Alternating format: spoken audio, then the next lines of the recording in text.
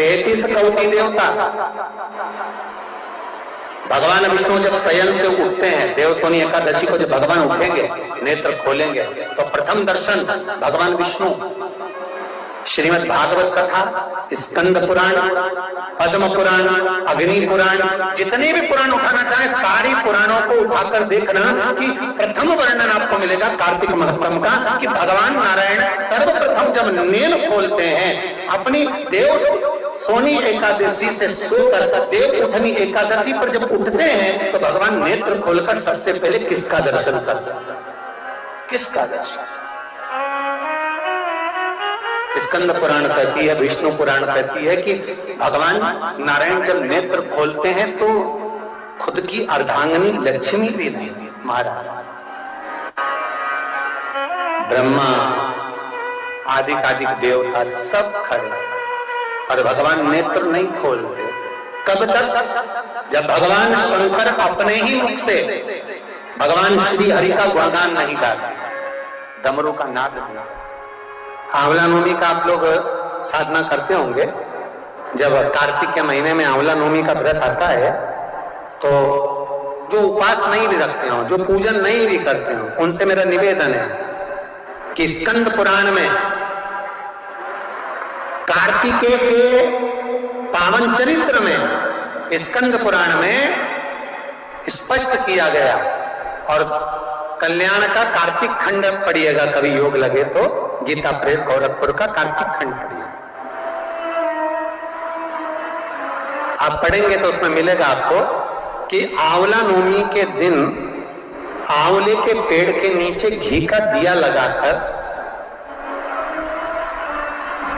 मध्याह्न से पहले, दोपहर के 12 बजे से पहले आंवले के पेड़ के नीचे आंवला नवमी के दिन कार्तिक के महीने में स्कंद पुराण कहती है जो घी का दिया लगाकर पूजन कर अपना पल्लू पसार कर आंवले के वृक्ष की डाली में से उस पे लगी हुई थोड़ी सी छाल को अपनी अंगूठे और चीटी उंगली से अपने पल्लू में गिराकर ले जाकर लाल कपड़े में हल्दी के साथ अपनी तिजोरी में, अलमारी में रख लेता है। उसके घर में कभी बरकत की कमी नहीं होती, उसके घर में कभी संपदा की कमी नहीं होती, उसके घर में धन, वैभव, सत्ता बढ़ती है, बढ़ती है। आंवला नवमी की कथा में एक प्रसंग आता है।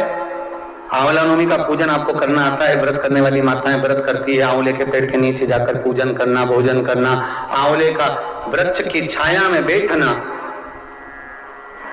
उस दिन किसी को अपशब्द ना कहना, आंवले की पूजन कर कर अपनी झोली को पसार कर चीटी उंगली और अंगूठे से आंवले की छाल को थोड़ा सा पल्लू में गिरा लेना, उस छाल को ले जाकर अपनी बरकत में, अपनी अलमारी में, अपनी तिजोरी में रख देना। यह आंवला नवमी की पूजन का विधान है।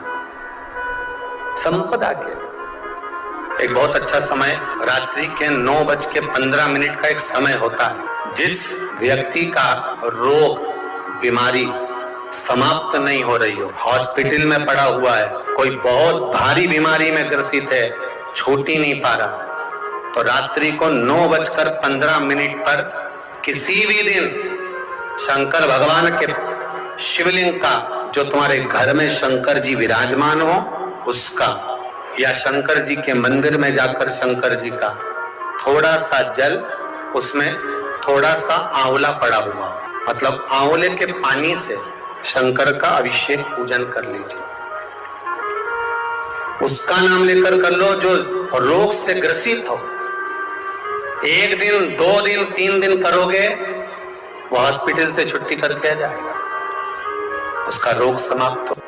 आंवले के वृक्ष के नीचे, स्कंद पुराण में भी है, कार्तिक महीने में आंवला नवमी पर आंवले के वृक्ष के नीचे भोजन करने से संपदा बढ़ती है। इसलिए आंवला नवमी पर लोग आंवले के पेड़ की पूजन करने जाते हैं तो वहां गोट भी करते हैं। बोलो सही है कि गलत है? वहां लोग टिफिन लेके जाते थे, पहले भोजन करते थे आंवला नवमी पर, आंवले के वृक्ष के नीचे भोजन करने पर संपदा बढ़ती। आंवला नवमी का दिन कार्तिक में पड़ती आंवला नवमी, ठीक है। जगत गुरु शंकराचार्य जी कह रहे हैं, माँ तो कृपा कर दे। माँ कहती है इसने एक दान नहीं करा, पुण्य नहीं करा, सत्कर्म नहीं करा तुम्हें कैसे दान दिया? दान का फल दान।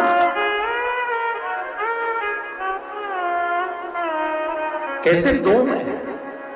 मां पूर्व में मान लो इसने जितने जन्म लिए उस जन्म में अगर कोई दान नहीं दिया तो आज आंवला नवमी के दिन आज तो दान दिया। लक्ष्मी जी बोलती है जो अभी करेगा इसका फल तो बाद में मिलेगा। जगत गुरु शंकराचार्य जी कहते हैं मां मैं आपसे केवल इतना सा मांगना चाहता हूं, इस कली काल में आप मुझे वर दे दो कि एक दिन ऐसा हो आंवला नवमी का जिस दिन जो दिया जाता है उसका फल जीते जी मिल जाए। बस इतनी कृपा कर। जगत गुरु शंकराचार्य जी के शब्द देखा।